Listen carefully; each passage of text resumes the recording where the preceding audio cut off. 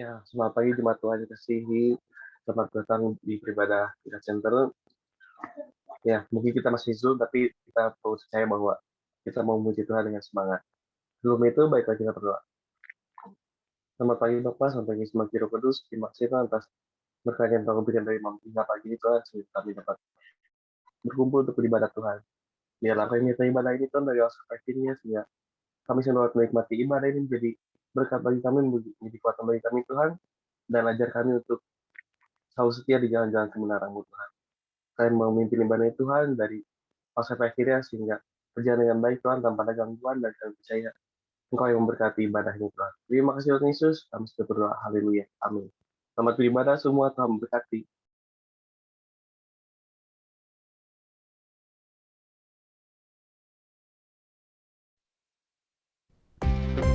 Haleluya, ajaib Tuhan kita, agung dan perkasa. Dia sumber kemenangan kita semua. Dia layak berkuasa dan memerintah untuk selama-lamanya. Ayo jemaat Tuhan, mari kita lebih lagi dalam memuji Tuhan. Kita senangkan hati Dia dengan pujian kita. Haleluya. Mari kita lebih lagi bersama-sama.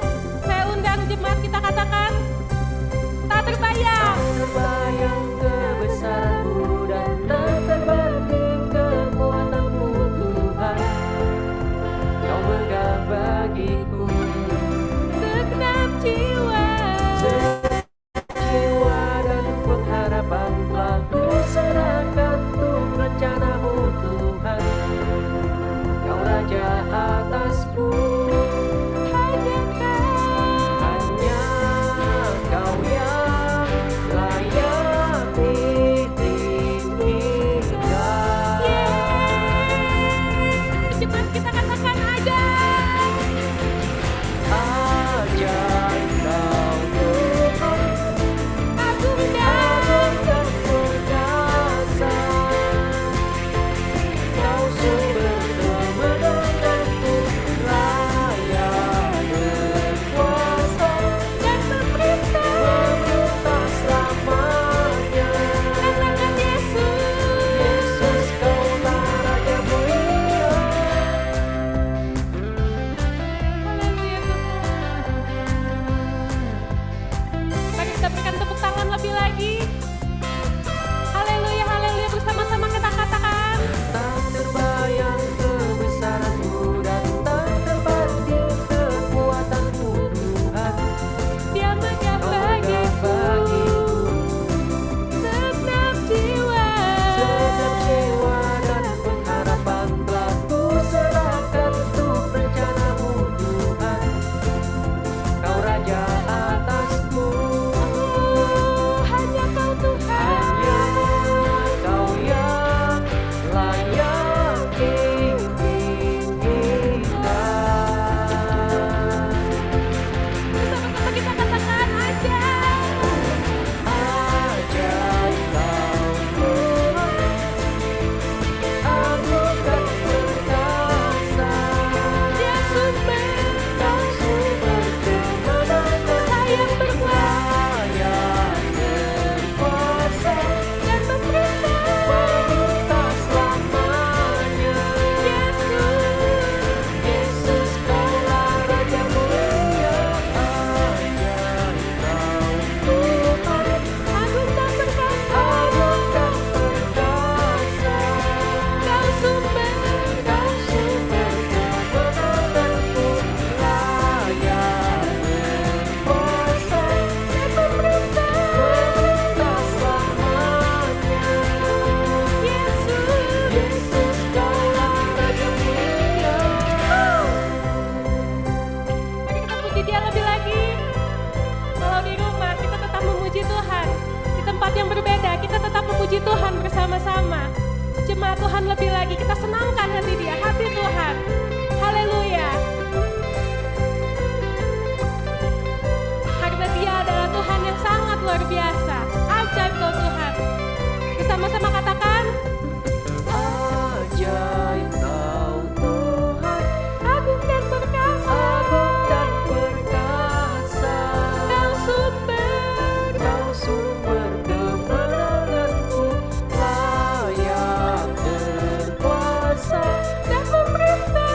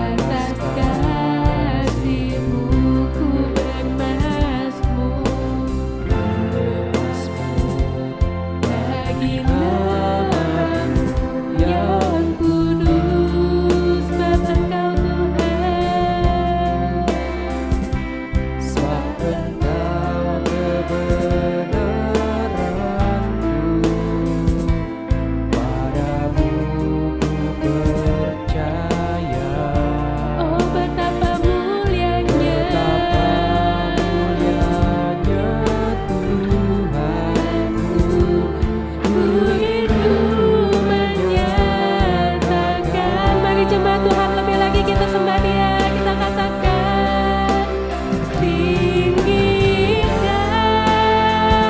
dirimu Tuhan, mengatasi langit. Oh kebesaran-Mu,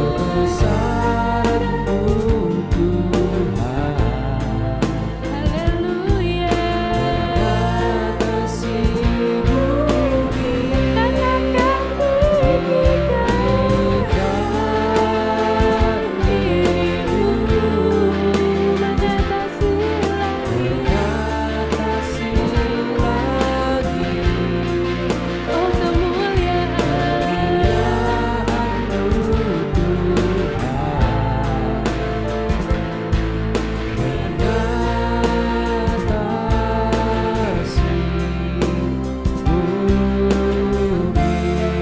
mari kita sembah Dia lebih lagi. Oh haleluya.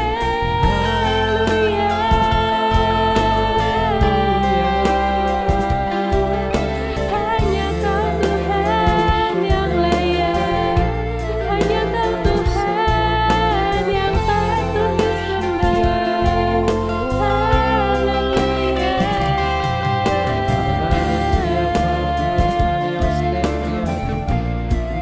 Hanya Kau Tuhan yang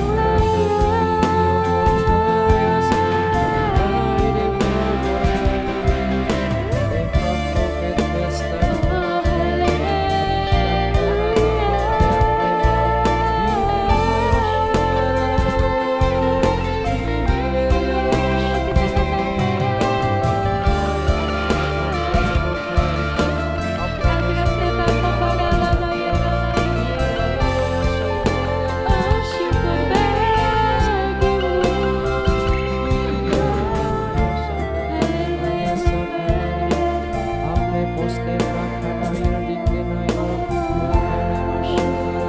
Sama kita katakan lebih lagi. Tinggikan dirimu mengatasi langit. Oh kebesaran-Mu Tuhan, mengatasi bumi. Tinggikan dirimu mengatasi langit. Kemuliaan-Mu Tuhan, mengatasi bumi. Lebih lagi kita katakan tinggikan dirimu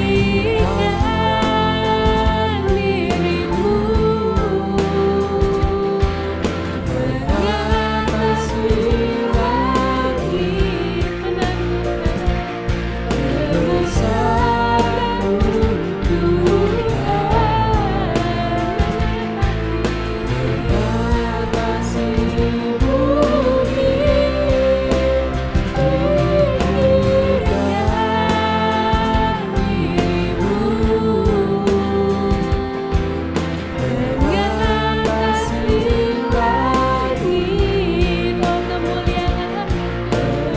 mengatasi bumi. Sekali lagi kita katakan, kemuliaan-Mu Tuhan, oh kemuliaan-Mu, mengatasi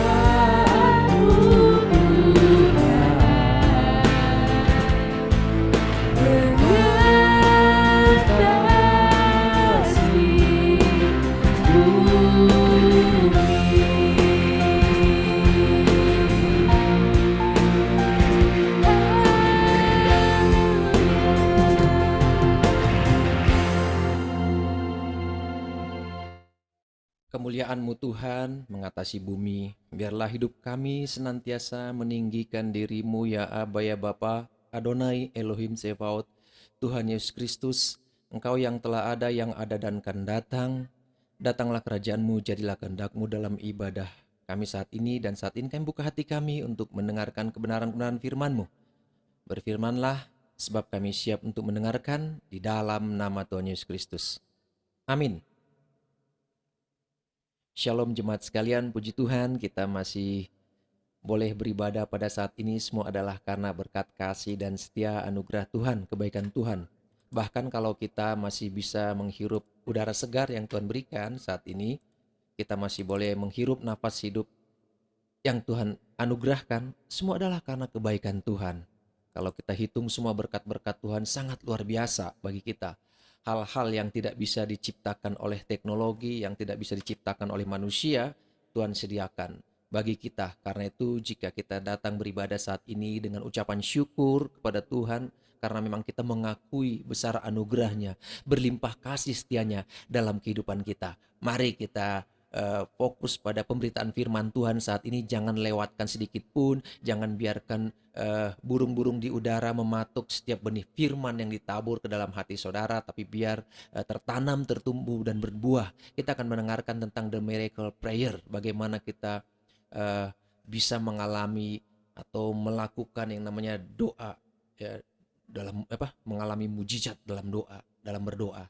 Tapi ya perlu digarisbawahi di sini, kalau memang ada mujizat dalam doa, karena itu nanti malam saya akan minta A, B, C, D. Nah, ini nanti saya akan kasih tahu di sini tentang mujizat dalam doa yang mau saya sampaikan saat ini, dalam berdoa dalam hal apa gitu. Contohnya ketika Rasul Paulus berdoa kepada jemaat-jemaat saat itu, yang sakit disembuhkan, yang lumpuh bisa berjalan, yang buta bisa melihat.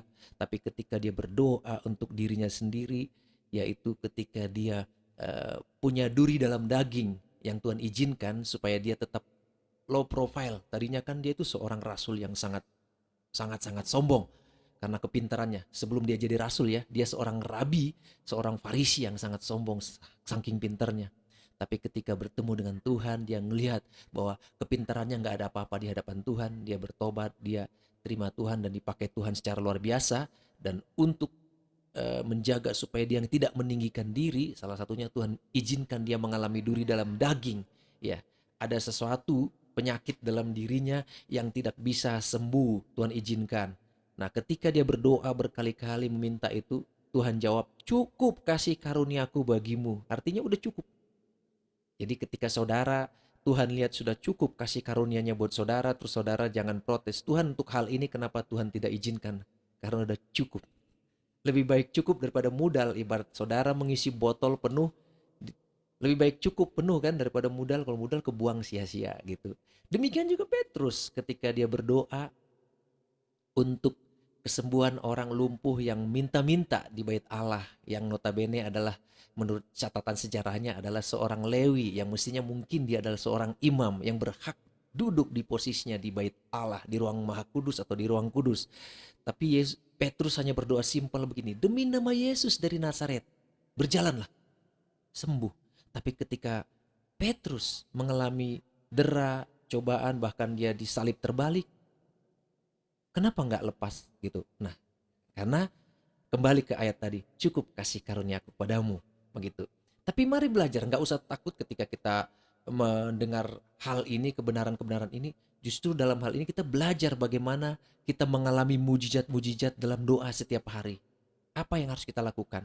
Itu pertama-tama kita baca dulu firman Tuhan supaya dasar dari segala pemberitaan saya saat ini, pemberitaan firman Tuhan saat ini, khotbah saya adalah tetap kembali kepada firman Tuhan. Kita baca dari Yakobus 5 ayat 16. Mari kita perhatikan supaya nggak terlewat sedikit pun. Karena itu hendaklah kamu saling mengaku dosamu dan saling mendoakan supaya kamu sembuh. Doa orang yang benar bila dengan yakin didoakan sangat besar kuasanya. Dalam satu rumah tangga, jika ada pergumulan, tantangan yang berat, tantangan yang besar, apapun itu, percaya ya, segala sesuatu bisa diselesaikan di dalam Tuhan. Tapi ingat, andalkan Tuhan melalui doa. Nah, sebelum berdoa, firman Tuhan mengajak kita untuk saling mengaku dosa. Jika terjadi suatu pergumulan, tantangan apapun dalam keluarga, apapun dalam komunitas, apapun dalam pekerjaan kita, mari pertama-tama saling mengaku dosa. Mengapa harus demikian? Alkitab mengajarkan kepada kita bagaimana dalam perjanjian lama umat Israel jika mereka dalam suatu kesusahan yang besar. Misalnya mereka dijajah atau mereka dalam pembuangan, ya, mereka dikuasai oleh musuh-musuh mereka, mereka kalah berperang. Mereka akan ingat di masa kejayaan mereka masa lalu, bagaimana Tuhan beserta mereka, bagaimana Tuhan menolong mereka. Maka mereka berkata, Tuhan, saat ini kami mengaku dosa-dosa kami. Semua ini terjadi yang kami alami adalah karena dosa kami dan dosa nenek moyang kami. Mereka nggak segan untuk mengakui itu, bahwa mereka berdosa dan nenek moyang mereka berdosa. Hal ini sangat sulit. Ini doktrin yang disusupi oleh iblis melalui sekte-sekte tertentu, bahwa kita ini sekali ditebus, kita udah nggak mungkin berdosa lagi karena semua dibayar Yesus. Jadi kita nggak perlu mengaku dosa lagi di hadapan Tuhan. Tapi firman Tuhan berkata kepada kita, jika kita merasa ada sesuatu yang nggak beres dan kita evaluasi apakah dalam keluarga kita, dalam komunitas kita, dalam pekerjaan atau dalam hal apapun dalam kehidupan kita. Mari coba evaluasi diri, evaluasi kelompok kecil kita, dan mari mengaku dosa. Mungkin ada dosa-dosa kecil yang menurut kita cuma kerikil-kerikil kecil yang bisa kita lewati. Tapi itu bisa jadi sandungan. Ya, batu kecil juga bisa jadi batu sandungan sehingga orang bisa terjatuh. Maka belajar berkaca dari apa yang dilakukan oleh orang Israel di masa lalu, mereka selalu mengaku dosa mereka. Tuhan, mereka berseru, Tuhan, sesuai dengan firman Tuhan kan, supaya semua orang yang berseru dalam nama Tuhan diselamatkan. Mereka berseru, Tuhan, ini semua terjadi karena kesalahan kami, ini karena dosa kami dan dosa nenek moyang kami. Ampuni Tuhan, ampuni. Mereka minta ampun. Kenapa minta ampun pada Tuhan? Karena hanya Tuhan saja yang sanggup mengampuni. Raja nggak bisa. Pembesar nggak bisa. Orang kaya nggak bisa. Siapapun nggak bisa mengampuni dosa dan kesalahan. Karena kita berdosanya kepada Tuhan, bukan kepada manusia. Nah, langkah pertama yang diajarkan oleh Alkitab kepada kita, saling mengaku dosa. Nggak bisa saling menuding. Lu berdosa lo, makanya lu kayak gitu. Nggak, mari saling mengaku dosa. Dia berdosa, saya juga bisa berdosa. Iya. Bukan masalah dosa besar, dosa kecil. Bahkan Yesus mengatakan dalam pikiran pun kita bisa berbuat dosa. Dalam pikiran, saudara. Dalam hati, dalam perkataan apalagi. Oh, saya belum mengucapkan, oh saya belum melakukan tindakan itu, saya belum berdosa. Ingat apa yang dikatakan Yesus. Bahkan dalam pikiran pun seseorang bisa melakukan dosa. Mengaku dosa, langkah pertama. Dan Alkitab sudah mengajarkan kepada kita untuk melakukan itu.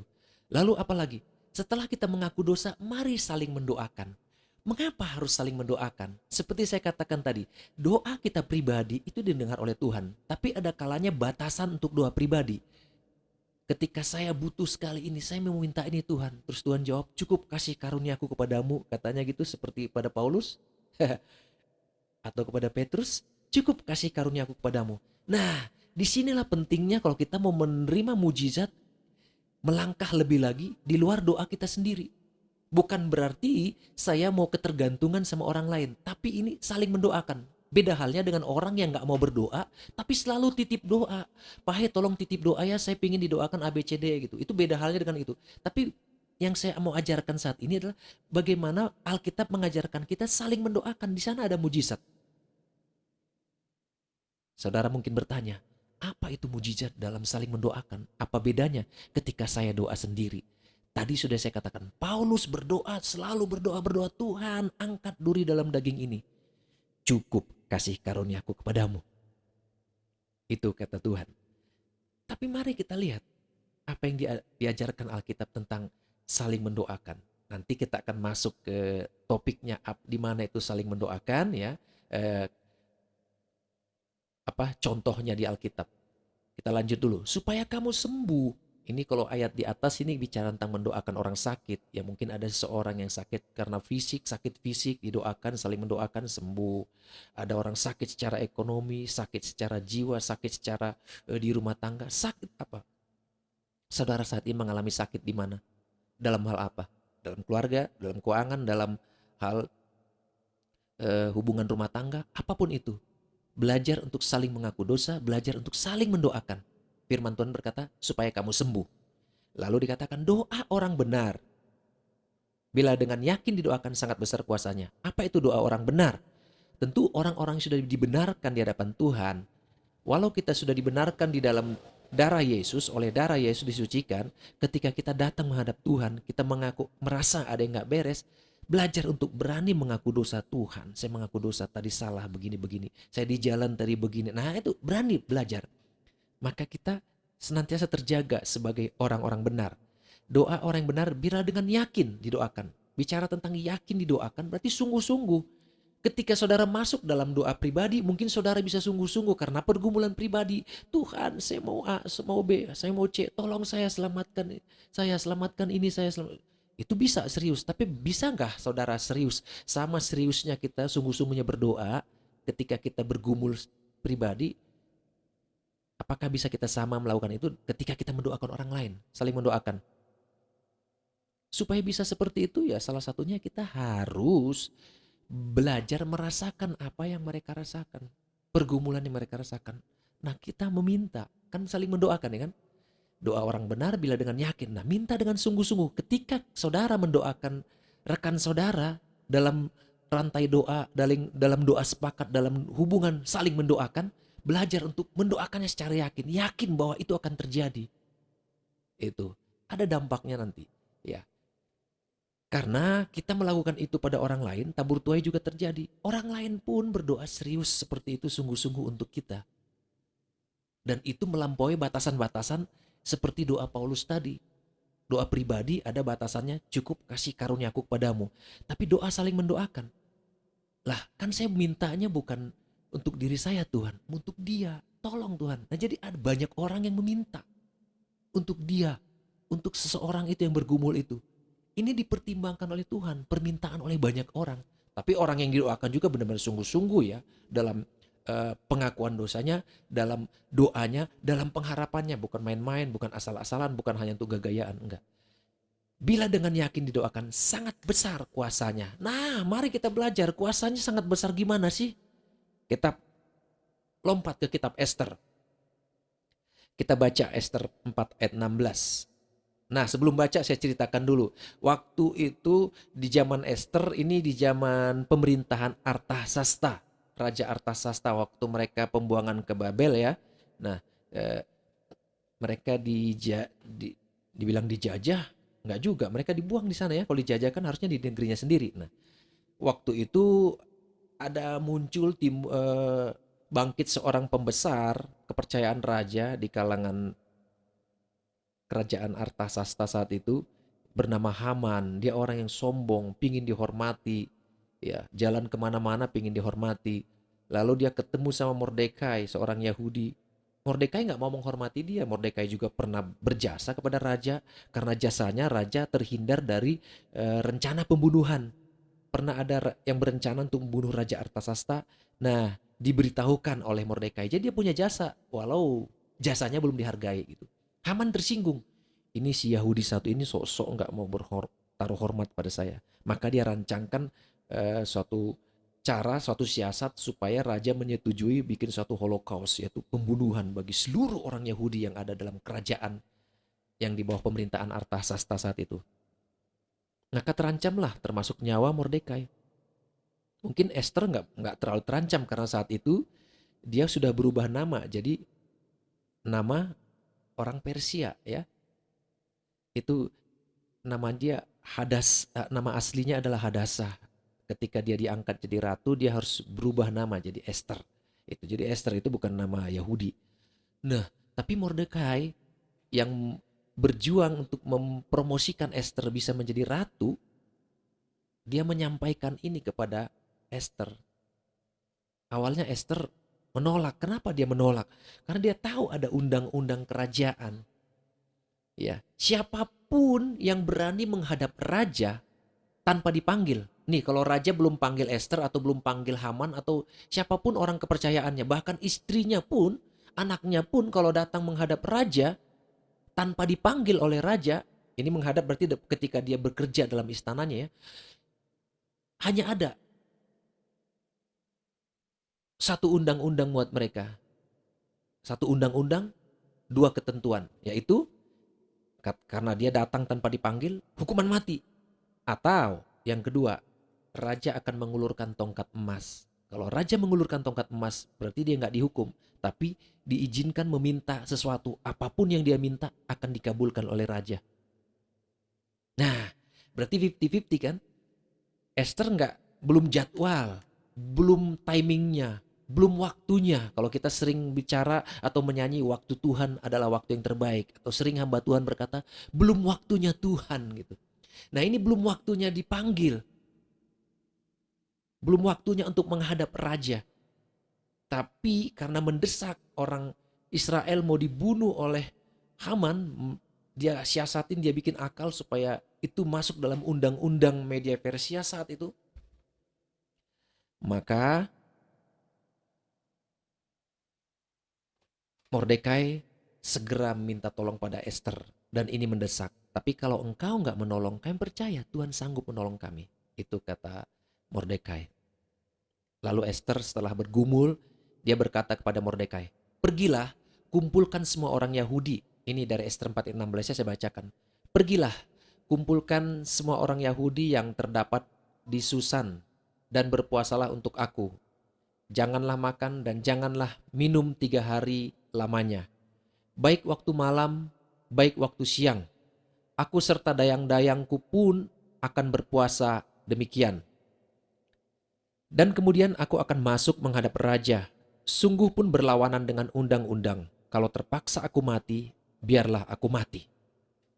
Jadi Esther berkata, udah kembalilah kepada orang-orang Yahudi, pada umat Israel ya, yang terdapat di wilayah kekuasaan Artasasta saat itu, dan berpuasa untuk aku. Jangan makan dan jangan minum 3 hari lamanya. 3 hari 3 malam mereka berpuasa. Mereka harus berpuasa untuk siapa, saudara? Ya, untuk Esther.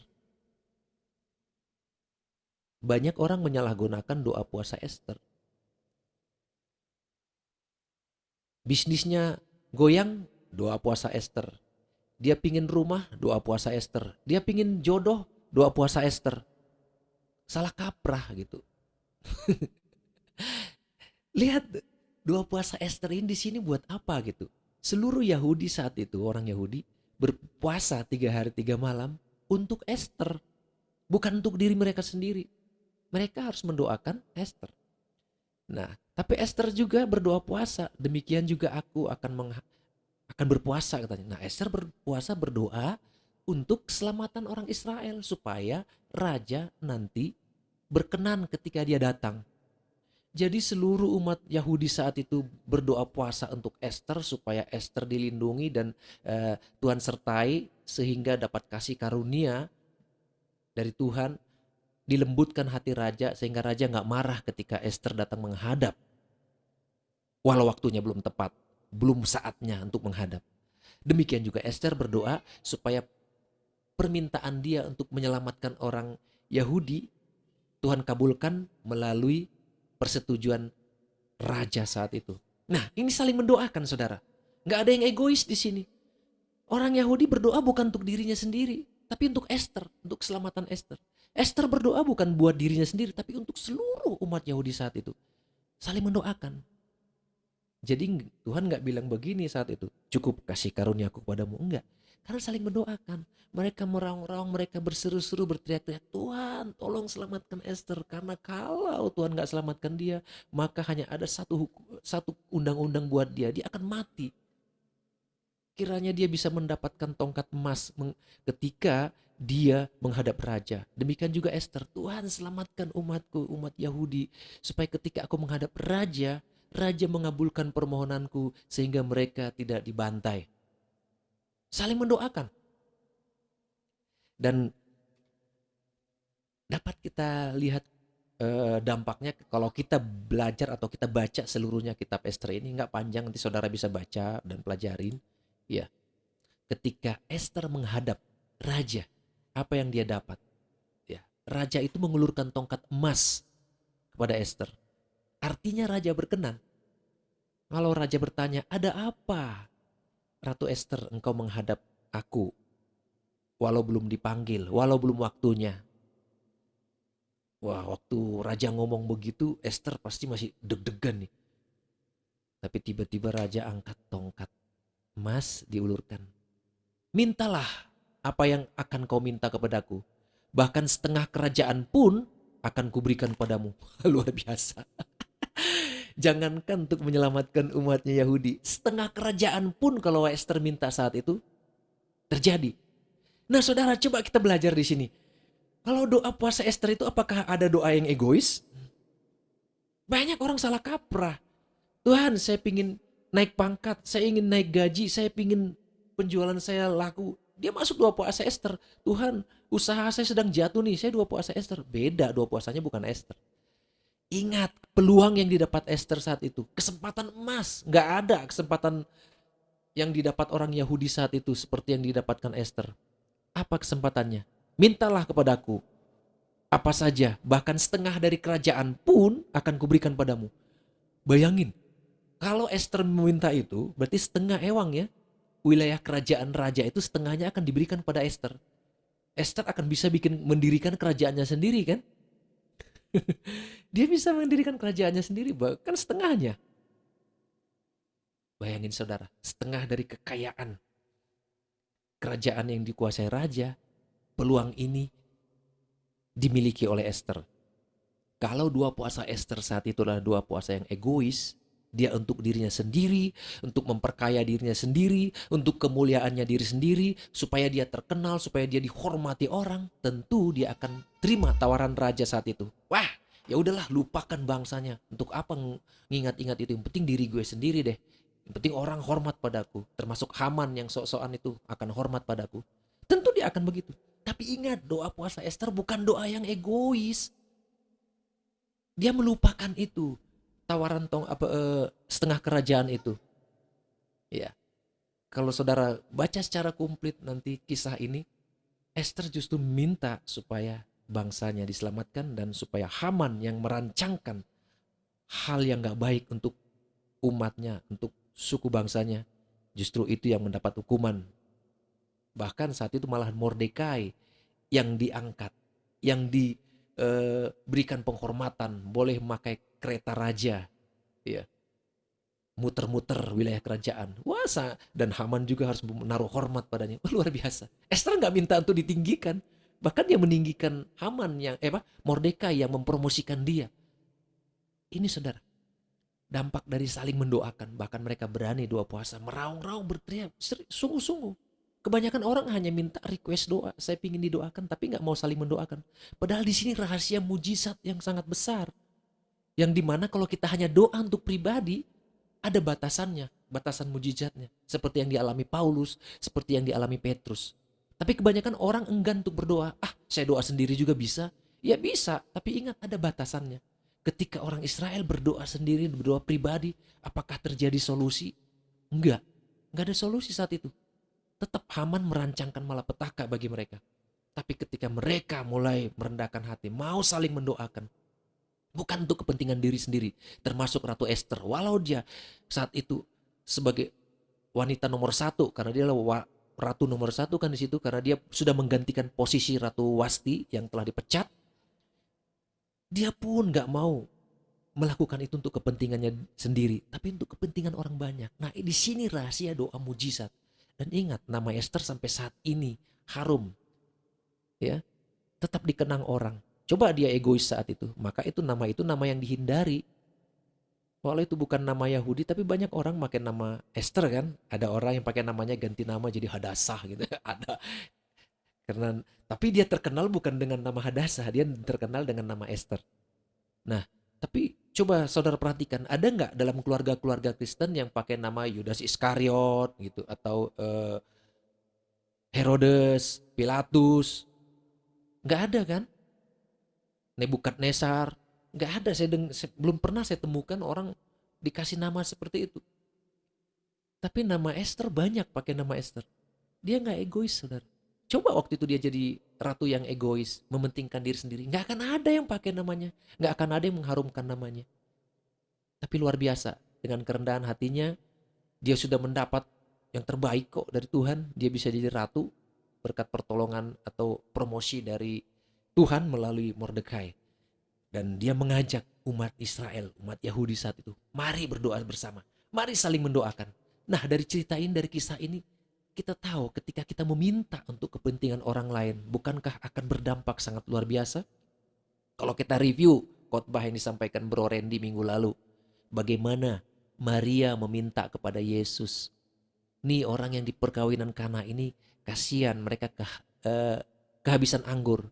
Kan malu nanti mereka kepada undangan yang punya hajat ini, yang menikah ini, kalau anggur habis, maka peserta atau undangan akan bersungut-sungut.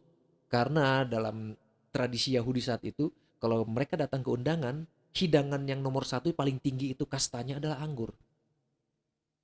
Kalau anggur habis, udah game over dah gitu. Kalau makanan masih bisa diatur-atur lah gitu. Tapi kalau anggur nggak boleh. Nah itu dia. Jadi ini mereka kehabisan anggur. Tapi Maria meminta kepada Tuhan. Bahkan Tuhan bilang, mau apa kamu dengan aku ibu? Waktuku belum tiba. Artinya ini belum waktunya. Belum waktunya Tuhan.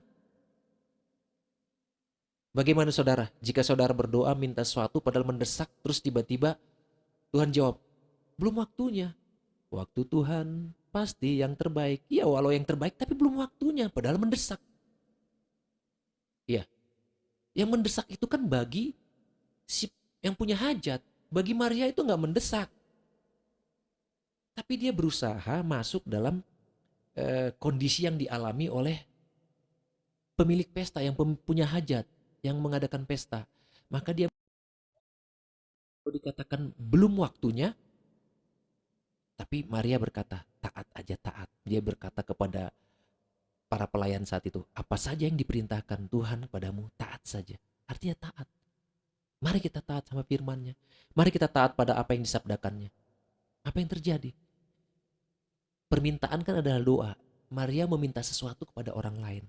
Dan terjadi mujizat perkawinan di Kana. Air menjadi anggur. Pengantin, pemilik hajat tidak dipermalukan. Para pelayan-pelayan juga tidak mendapat teguran atau sanksi dari yang punya hajat. Kan kalau sampai kekurangan minum gitu bisa nyalahin IO-nya kan para pelayan nih. Wah lain kali kalian nggak akan dipakai lagi nih IO-nya nih. Soalnya nggak beres nih. Masa anggur habis kalian nggak bisa siapin dengan cepat. Harusnya IO itu harus cepat dong, sigap dong gitu. Nah jadi saling tertolong. Dan Maria nggak minta dipermuliakan di sini. Ini mirip seperti Ratu Esther tadi. Enak buat semua orang. Happy ending. Sama seperti yang dialami Esther tadi dan orang Yahudi. Saling mendoakan. Merasakan apa yang mereka rasakan. Meminta kepada Tuhan. Dan Tuhan gak akan katakan, cukup kasih karuniaku padamu. Enggak, karena apa? Kita meminta untuk orang lain, bukan untuk saya Tuhan. Untuk dia. Nah di sini kuncinya saudara. Kemarin saya ngobrol-ngobrol sama rekan sepelayanan, main ke rumah saya. Dia cerita, saya dulu sama teman kerja saya pernah berdoa seperti ini. Kami punya doa sepakat. Tiap hari kami punya jam waktu yang tepat. Dia pergumulannya dia butuh ini. Lumayan sih harganya. Si ini juga butuh ini. Lumayan sih harganya. Lagi saya lebih besar lagi harganya yang punya saya gitu. Tapi karena kita butuh pingin ya Tuhan. Dan kita percaya akan kuasa atau mujizat dalam saling mendoakan. Tiap hari mereka saling mendoakan tiap hari. Dan kenyataan terjadi. Memang sehari dua hari gak langsung jadi. Tapi ketika beberapa hari atau mungkin berminggu-minggu atau berbulan-bulan. Apa yang mereka gumulkan mereka dapat.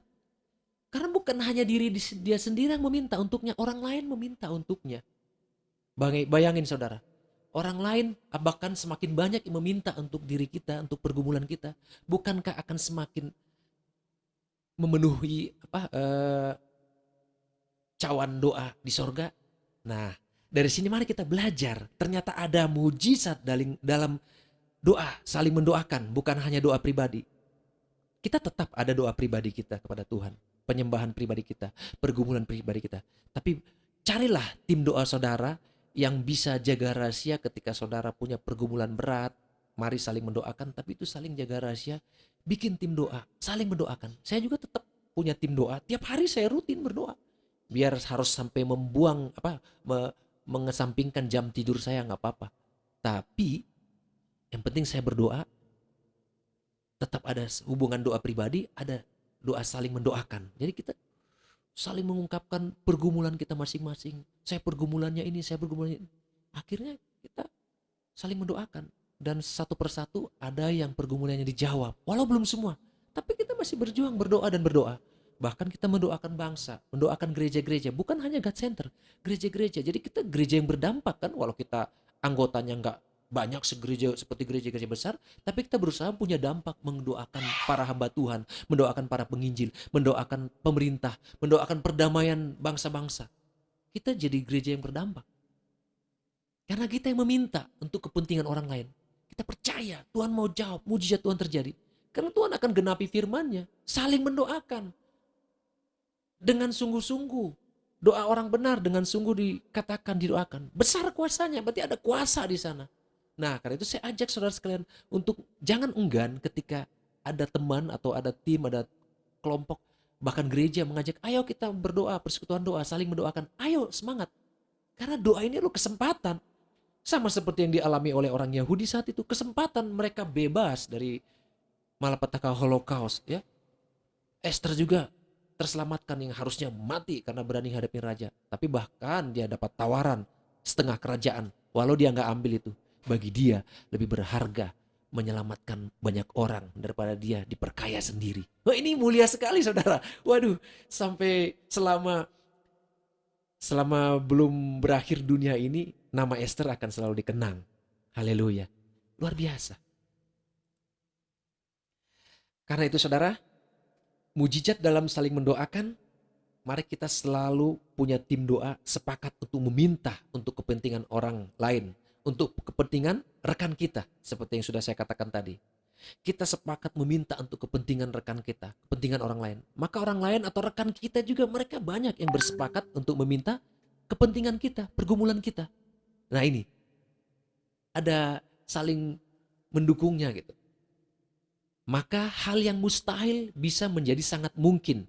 Apa yang kelihatan mustahil bagiku, itu sangat mungkin bagimu. Nah, kita sering nyanyikan, jangan itu hanya sebagai lagu puji-pujian biasa, tapi harus kita aminkan dan lakukan. Supaya itu terjadi, apa yang harus kita lakukan? Mari saling mendoakan dan alami mujizat dalam saling mendoakan. Itu sudah dialami oleh Esther, ada contohnya di Alkitab. Itu sudah dialami di perkawinan di Kana. Itu dialami oleh Mordekai dan seluruh orang Yahudi di zaman kerajaan Artasasta. Ya. Di sini ada saya kasih ini teks dalam warna merah, Ayelet Syakar, nyanyian rusa betina di kala fajar. Mazmur 22. Nanti saudara habis ibadah ini atau ntar malam, jika saudara punya pergumulan, boleh baca ayat ini berdoa. Keajaiban yang dirayakan oleh orang Yahudi setiap hari raya Purim, yaitu hari raya keberuntungan, mengenang keajaiban di tembok Susan ini dalam kisah Esther ini. Mereka bebas dari pembantaian, bebas dari malapetaka Holocaust.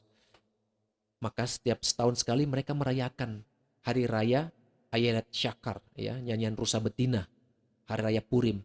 Dan mereka baca Mazmur 22. Coba kita lihat urutannya. Mazmur 22 ditulis lebih dahulu. Berarti itu menubuatkan akan terjadi nanti kisah Holocaust ini gitu kan. Karena ini doa ini yang selalu menurut Midras Yahudi, doa ini yang selalu dipanjatkan Esther selama 3 hari 3 malam dalam doa puasanya juga orang Yahudi saat itu. Mazmur 22 yang kalimatnya ada seperti ini. Eli, Eli, lama sabachthani. Allahku, Allahku, mengapa engkau meninggalkan aku? Tapi seluruh rangkuman doa ini kenapa dikasih judul nyanyian rusa betina di kala fajar? Karena ketika selesai 3 hari 3 malam, fajar menyingsing, mujizat kehidupan terjadi. Apa itu mujizat kehidupan? Mereka yang harusnya mati dibantai, terselamatkan untuk orang Yahudi. Esther yang mestinya mati karena berani menghadap raja tanpa dipanggil, terselamatkan. Makanya dikasih judul nyanyian rusa betina di kala fajar. Siapa rusa betina ini? Ya, untuk orang Yahudi kan dalam tradisi Yahudi sering memakai lambang-lambang binatang. Nah, rusa betina ini dilambangkan sebagai Esther.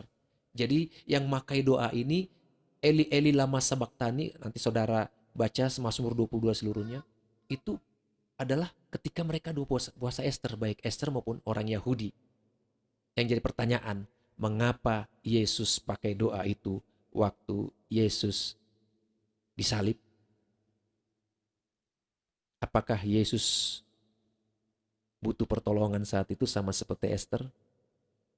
Nah, untuk hal itu nantikan jawabannya di sesi selanjutnya. Ini sangat dalam, saya akan kupas di sesi yang lain tentang perkataan Tuhan Yesus, khususnya tentang Eli, Eli lama sabaktani. Ini sangat penting, saudara harus tahu ini.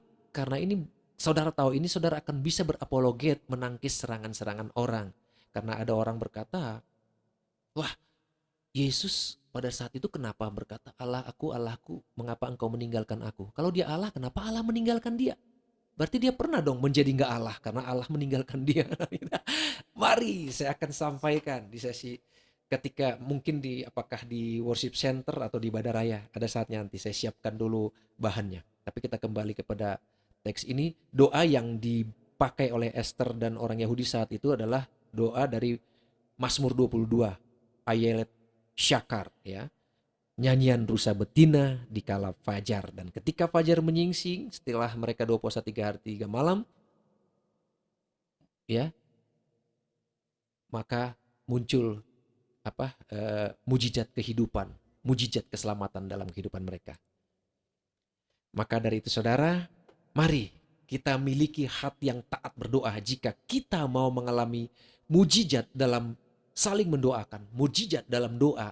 Miliki hati yang taat berdoa. Jangan malas berdoa. Jangan hanya rajin sehari aja, sekali aja. Dikira sekali setahun cukup berdoa. Enggak.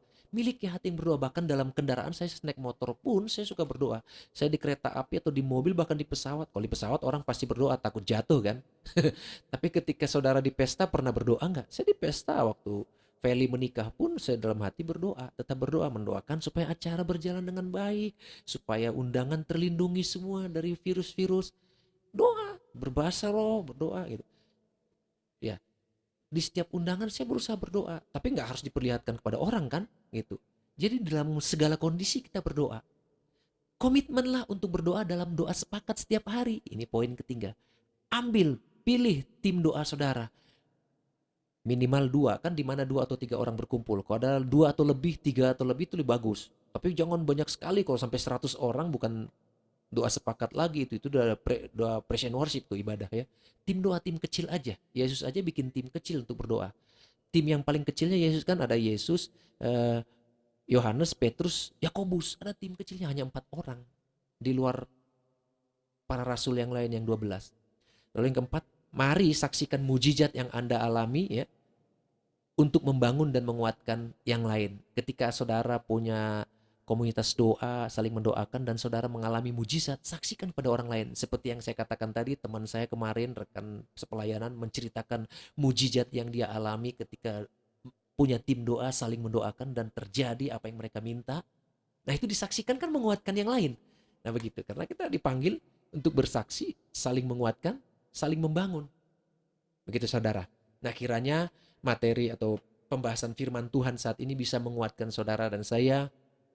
Dan kita bukan hanya sebagai pendengar, mari melakukan firman Tuhan, mari berusaha dan bukan hanya berusaha, mari benar-benar miliki hati yang taat berdoa, miliki komitmen untuk berdoa setiap hari. Bahkan dalam doa komunitas saudara, doa saling mendoakan. Jangan menghindar ketika diajak untuk berdoa, karena doa adalah kesempatan untuk meminta kepada Tuhan. God bless all.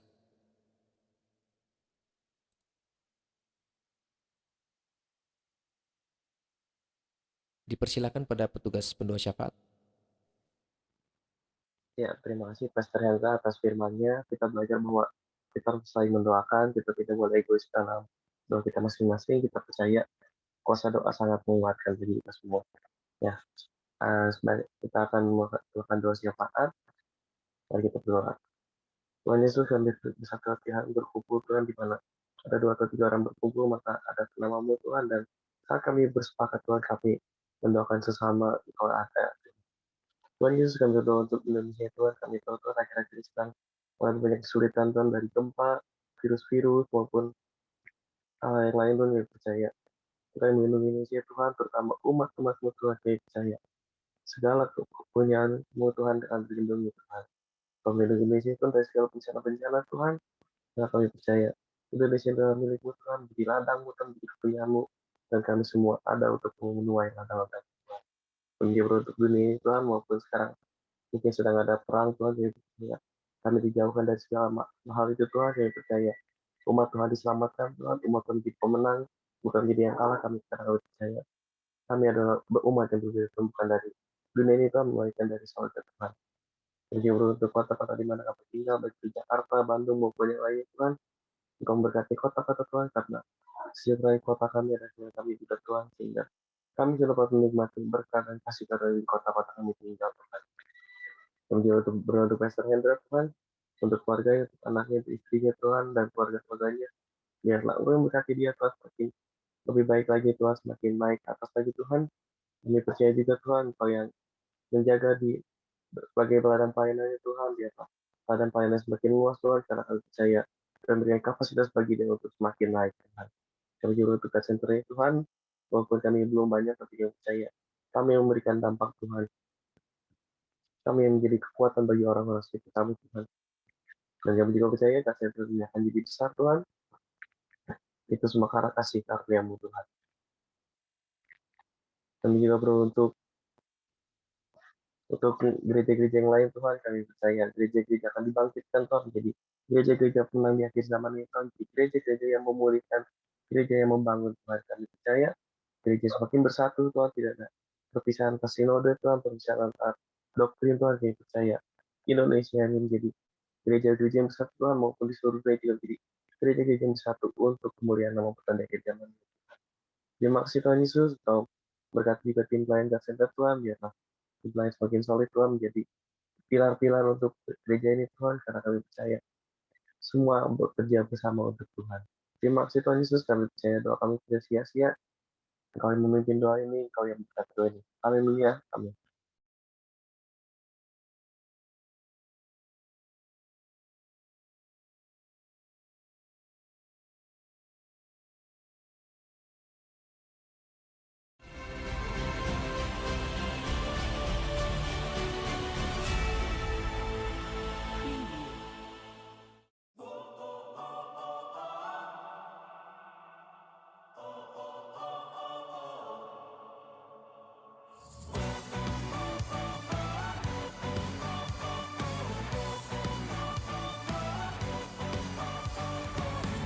Dari utara ke selatan terdengar pujian bagi Allah. Dari barat sampai ke timur, nama Yesus disanjung tinggi. Dari pulau-pulau, lembah-lembah, gunung-gunung yang tinggi, Kemuliaannya disaksikan, kebesarannya diceritakan. Yesus, Yesus, nama Yesus disanjung tinggi. Di pulau-pulau, lembah-lembah, Gunung yang tinggi, Allahku dahsyat berkuasa, seluruh bumi sujud menyembah, tinggikan nama-Mu. Allahku dahsyat berkuasa, seluruh bumi sujud menyembah, tinggikan nama-Mu. Oh, yeah. Oh, kemuliaannya disaksikan. Puji Tuhan, saudara sekalian, kita akan mengakhiri ibadah kita pada saat ini. Jangan lupa hari Rabu ini kita ada worship center. Kita mengundang seluruh jemaat untuk boleh hadir. Sangat mudah hadirnya, hanya tinggal pencet gadget atau laptop online jadi. Nah, kita percaya doa pujian penyembahan, ada kuasa Tuhan, ada hadirat Tuhan, dan jika ada saudara sekalian yang punya pergumulan doa bisa juga nanti minta didoakan pada saat worship center ini. Puji Tuhan, waktu sekitar seminggu yang lalu kita dikasih kepercayaan untuk mendoakan. Ada saudara dari Pulau Samosir, dari Danau Toba sana, yang disantet gitu. Sekeluarga-keluarga, bahkan tiap malam pasir santet dilemparkan ke atap rumah mereka. Dan setelah beberapa hari saya follow up, saya tanya gimana perkembangannya, masih ada gangguan kah? Sudah nggak ada gangguan lagi, aman, terima kasih. Puji Tuhan ya, kita mengucap syukur ya, mereka boleh merasakan dampak kehadiran gereja God Center ya. Jadi bukan kitanya, ke mereka juga saya tekankan, bukan kita yang hebat, Tuhan kita. Kita nggak ada apa-apanya. Dan kita mah cuma berdoa ya, cuma mengandalkan kuasa Tuhan gitu. Kita nggak ada apa-apanya, saya bilang gitu. Tapi mereka benar-benar mengalami. Dan waktu itu saya bilang, kalau mau didoakan syaratnya cuma satu, nggak boleh minta lagi ke kuasa kegelapan, nggak boleh minta didoakan sama dukun. Ya kok ke gereja gitu. Itu. Dan mereka mau. Nah, puji Tuhan. Nah itu. Jadi setiap hamba Tuhan, setiap umat Tuhan yang mau dipakai Tuhan, bukan hanya kita, gereja-gereja lain pun banyak dipakai Tuhan. Biarlah saling memberkati, saling mendukung, saling menguatkan. Mari kita angkat tangan kita terima berkat dari Tuhan. Berkat damai sejahtera, sukacita dari Bapa Surgawi, berkat rohani jiwa lahiriah, berkat-berkat keuangan kiranya dicurahkan atas engkau, atas pekerjaanmu, atas usahamu, atas keluargamu. Juga kiranya dilimpah ruahkan cinta kasih Tuhan Yesus atas dirimu, atas keluargamu, atas hubungan keluargamu, juga atas pekerjaanmu, serta persekutuanmu dengan Roh Kudus menyertai engkau, memimpin setiap langkahmu, menutup bungkus engkau hari ini sampai selama-lamanya di dalam nama Tuhan Yesus Kristus. Haleluya. Amin. Selamat hari Minggu, Tuhan Yesus berkati. Terima kasih buat Alen, keluarga, Nathan, dan sekeluarga. Bro Luri, Vela, thank you. Cilina, God bless Cilina. Krisali, Kotantan Ciela, thank you. Jenitan, Jeffrey Wijaya, thank you. Feli, Febrianto Marpaung, thank you. Ini ada akun Galaxy Tab S2. Ini si Ipoh kayaknya. God bless semua, Tuhan Yesus memberkati.